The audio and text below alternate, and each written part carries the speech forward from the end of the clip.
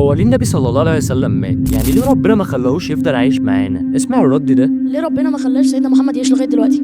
دي كانت هتبقى ورطة كبيرة، لأنه كل ما هو عايش عليه الصلاة والسلام كل ما الوحي نازل، كل ما الدين بيتسع والأوامر بتكتر والتكاليف بتكتر. لا استنى بس، قبل ما اقول لك الرد الصح صلي على النبي صلى الله عليه وسلم في الكومنتات. النبي صلى الله عليه وسلم مش ورطة، ده رحمة للعالمين، وربنا بيقول وما أرسلناك إلا رحمة للعالمين. وأما عن اكتمال الدين ربنا قالها صريحة في القرآن: اليوم أكملت لكم دينكم.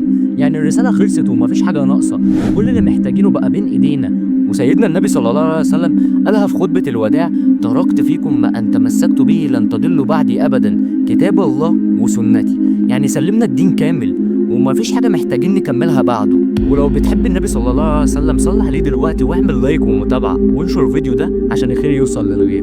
النبي مش بس علمنا، ده سلمنا مفتاح الجنة ومشى، وربنا قال له: إنك ميت وإنهم ميتون.